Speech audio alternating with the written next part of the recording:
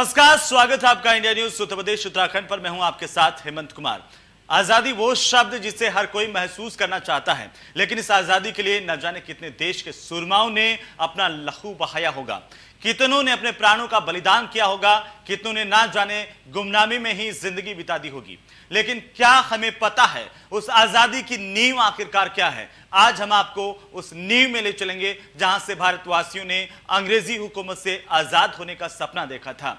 वो आजादी जिसका सपना हर कोई देखता था।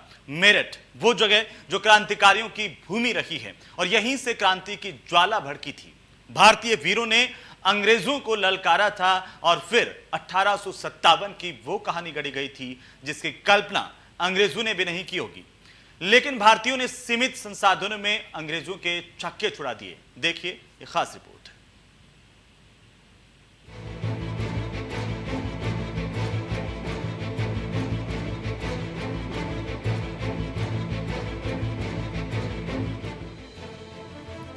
आजादी के दीवानों का साल, भारत का 75वां साल बेमिसाल, जंग जज्बात और जुनून की कहानी। जश्न आजादी को जानिए क्रांति वीरों की जुबानी। आजादी वो शब्द जो हर भारतवासी का हसीन सपना है। इसमें एक एक लम्हे को हर भारतवासी हर वक्त जीना चाहता है, क्योंकि उसे पता है कि इस आजादी के लिए हमने कितनी जानें गंवाई हैं। भारत माँ को गुलामी की जंजीर से आजाद करने के लिए न जाने कितने बेटों ने खुशी खुशी जान की आहुति दी है। वैसे तो आजादी की हर कहानी रोम रोम को रोमांचित कर देने वाली है, लेकिन जिस आजाद धरती पर हम सांस ले रहे हैं, जहाँ हम खुले में अपने विचारों को प्रकट कर रहे हैं और जिस नींव पर हमने आजादी के महल को खड़ा किया है, आज हम आपको उस नींव की ओर ले चलेंगे जहाँ से हमने अंग्रेजों को खदेड़ने का सपना देखा। आज हम आपको वहाँ ले चलेंगे जहाँ से हमने फलते फूलते भारत को देखना शुरू किया था। तो चलिए मेरठ, जहाँ 1857 में भारत माँ के रणबांकुरों ने क्रांति की कहानी गढ़ी थी। 24 अप्रैल 1857 ये वो दिन था कि जिस दिन अंग्रेजी अफसरों ने सबसे बड़ी गलती कर दी थी और उसी गलती की वजह से पूरे देश में क्रांति की ज्वाला धधकी थी। मेरठ छावनी में क्रांति की ज्वाला यूं ही नहीं भड़की थी। मंदिर के पुजारी ने भारत सैनिकों के आत्मसम्मान को ललकारा था, हिंदू मुस्लिम सैनिकों की आत्मा को झकझोरा था। तब जाकर क्रांति की ज्वाला प्रज्वलित हुई थी।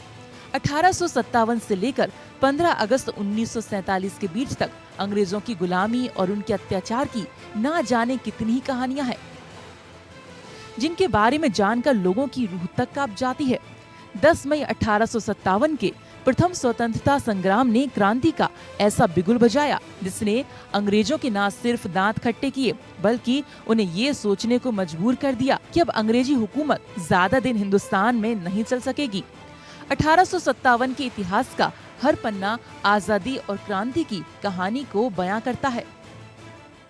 इसी परेड ग्राउंड में जो 85 सैनिक थे, जो क्रांतिकारी सैनिक थे, उन क्रांतिकारी सैनिकों ने जो कारतूस थे जिनमें सूअर और गाय की चर्बी लगी हुई थी, उनका इस्तेमाल करने से इनकार कर दिया था। इसको लेकर बाकायदा उन्होंने कुरान पर और गीता पर हाथ रखकर कसम खाई थी कि वो इन कारतूसों का जो इस्तेमाल है वो किसी भी कीमत पर नहीं करेंगे।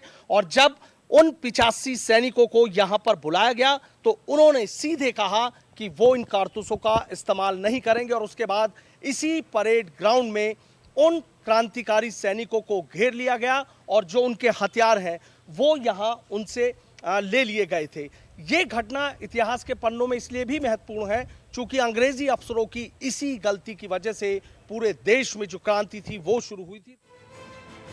कहते हैं आपका इतिहास वो आईना होता है जिसे देखकर आप अपने भविष्य को और भी सुनहरा बना सकते हैं। भारत की आजादी में भी 1857 एक ऐसा साल है जिसे भूल पाना किसी भारतवासी के लिए मुमकिन नहीं है। और इसी दौर में अंग्रेजी हुकूमत की वो गलतियां जिससे क्रांति की ज्वाला धधक उठी, चमक उठी, सन 57 में वो तलवारें जिसे देखकर अंग्रेजों के पसीने छूट गए थे। इतनी घटनाएं हो चुकी थी, पहले बंगाल में कई जगह पे, फिर अम्बाला में हुई, फिर और भी स्थानों पे हुई कि उनको पता था कि सिपाहियों के बीच में एक आक्रोश है और उनकी एक चिंता है कि जो ये उनका जो संस्कृति और सभ्यता और धर्म है उस पर आघात हो रहा है। और वो ये कह रहे थे कि हमारी इस परेशानी को आप दूर करें और उसके बाद अगर ज़रूरत होगी तो हम इन हथियारों को, नई जो एनफील्ड राइफल आपकी आई है उसको अपना लेंगे। क्या कारण था ये नहीं पता, पर कर्नल कारमाइकल स्मिथ जो कमांडर थे 3री घुड़सवार सेना के 3rd native light cavalry regiment के, उन्होंने ऑर्डर दिया 23 तारीख को कि 24 तारीख को जो मेरी परेड होगी उस परेड में जो हमारे 90 कार्बाइनियर्स हैं जो बंदूक लेके चलते हैं 800 सिपाही में से के बीच में से, वो जो हैं उनको मैं कारतूस प्रयोग करने की नई विधि सिखाऊंगा जिसमें हाथ से फाड़ना पड़ेगा कारतूस, आपको मुंह से नहीं फाड़ना पड़ेगा। ये दास्तां बेड़ियों में जकड़े हिंदुस्तान का वो दौर था जब हर कोने में अंग्रेजों का झंडा लहरा रहा था। एक एक करके अंग्रेजों ने सभी रियासतों पर अपना कब्जा जमा लिया था। जिन्होंने अंग्रेजों की नहीं मानी उन्हें मौत की नींद सुला दिया गया। लेकिन 23 अप्रैल 1857 को कर्नल कारमाइकल स्मिथ ने एक ऐसा गलती भरा आदेश जारी किया जिसके बाद मेरठ में वो होने जा रहा था जिसकी किसी ने कल्पना भी नहीं की थी। सिपाहियों ने यही था, जैसे आपने कहा, शाम रात को मिलके उसमें 50% हिंदू 50% मुसलमान सिपाही थे। दोनों ने सामूहिक रूप से कसम खाई, कल परेड पे हम इनकार कर देंगे इन कारतूसों छूने के लिए भी। यही हुआ। 24 अप्रैल को जब परेड हुई तो जो 90 सिपाही मौजूद थे उनमें से 85 ने छूने से इनकार किया और सीधे रूप से ये कहा कि जिस दिन पूरी बंगाल आर्मी इन कारतूसों को छूएगी, जिस दिन भारत का हर फौजी इन कारतूसों को छुएगा, उस दिन हम भी छू लेंगे, हमें कोई परेशानी है। किंतु जब तक सब नहीं छूते तब तक हम नहीं छूएंगे इसको। अंग्रेजों ने अपना एक ऑर्डर को सामूहिक रूप से इनकार करना अपना एक बहुत आघात समझा अपने ऊपर, और इसकी उन्होंने इसी प्रक्रिया में जो एक के बाद एक घटनाएं होती चली गई, उसी वजह से 10 मई को मेरठ में क्रांति प्रस्फुटित हो गई। आजादी की क्रांति के पीछे कई कहानियां हैं। इसमें सिर्फ सैनिक ही शामिल नहीं थे, इसमें वो अलग अलग किरदारों ने अपना दमखम दिखाया था जिसे शायद आप अब तक नहीं जानते होंगे। इस आजादी के मौके पर आज उन्हीं किरदारों को हम आपके सामने लाएंगे। मेरठ से संवाददाता सुनील शर्मा के इंडिया न्यूज उत्तर प्रदेश उत्तराखंड। तो आज हम उस पन्ने को पलटेंगे जिससे 1857 में विद्रोह की चिंगारी निकली थी। इसके सहारे ही लोगों ने अंग्रेजों के खिलाफ विद्रोह किया था। आप भी देखिए।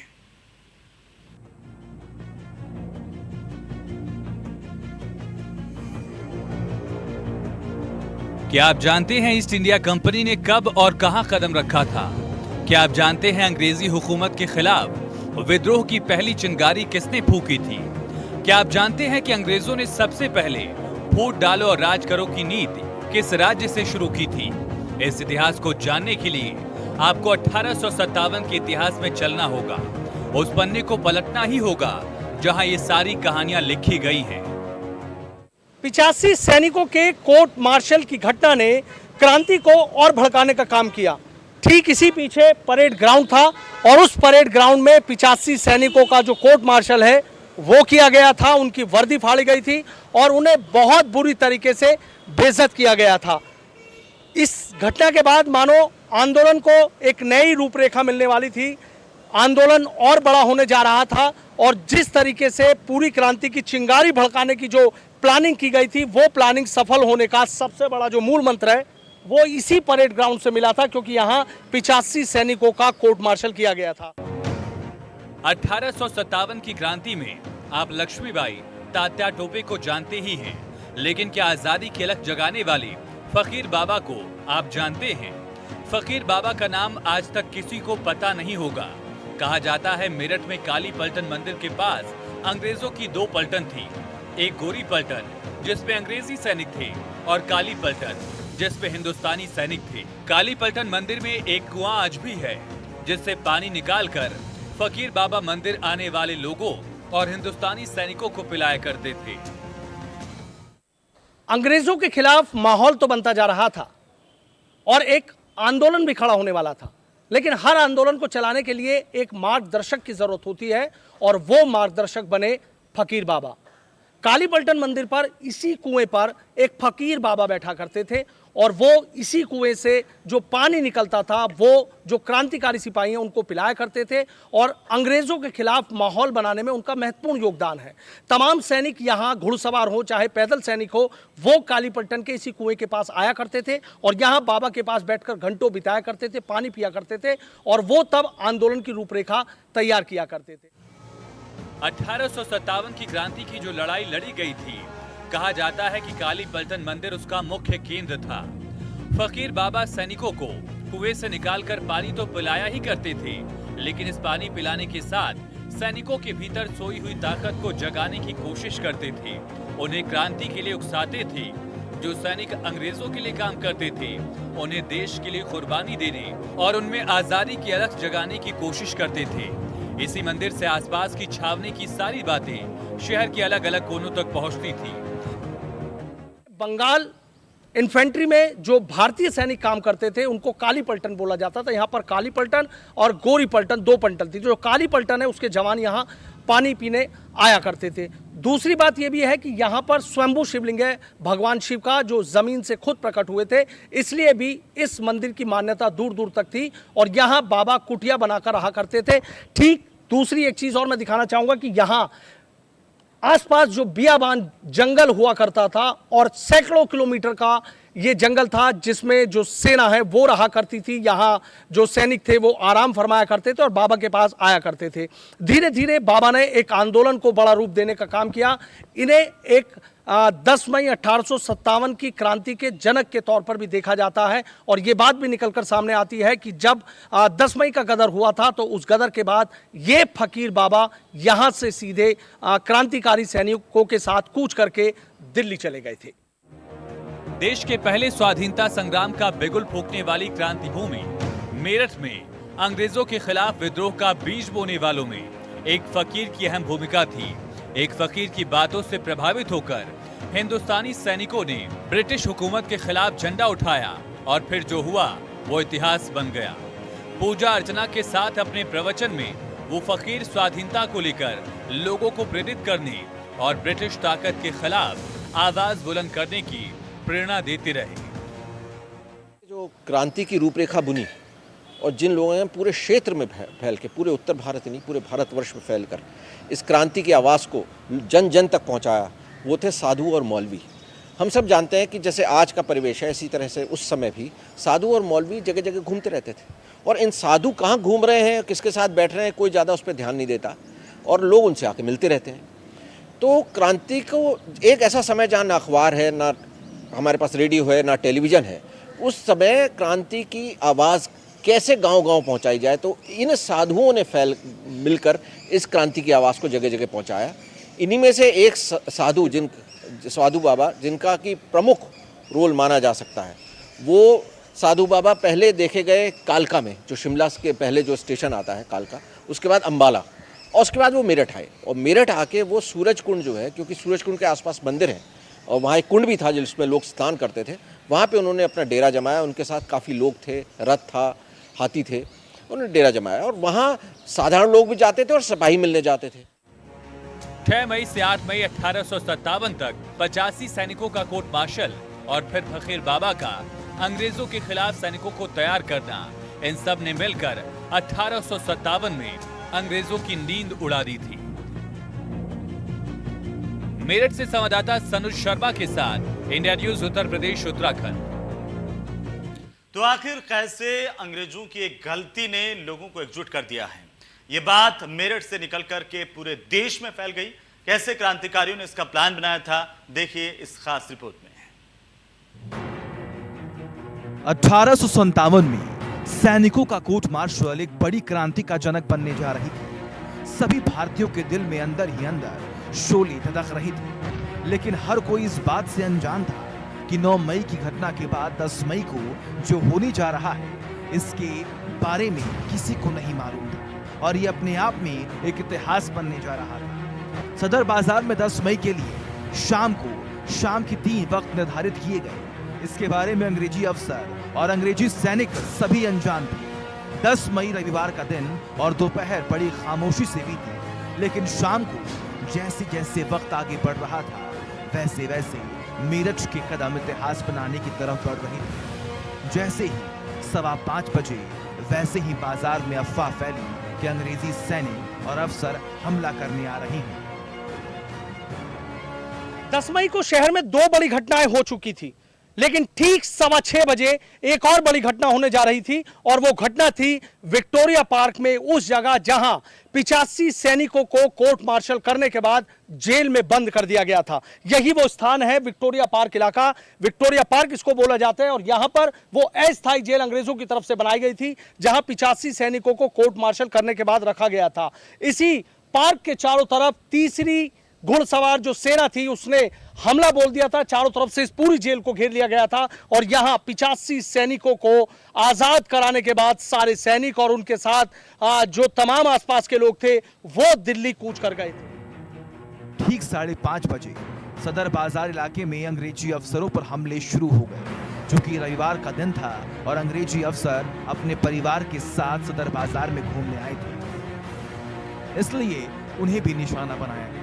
अंग्रेजी सेना के घुड़सवारों पर भी हमले कर दिए। अंग्रेजी अफसरों के बंगलों में आग लगाई जाने लगी। अंग्रेजी अफसर अपनी जान बचाने के लिए भागे, लेकिन अधिक से अधिक नाकामयाब रहे और क्रांतिकारियों के हाथों मारे गए। चारों तरफ से अंग्रेजी अफसरों को घेर घेर कर मारा जाने लगा।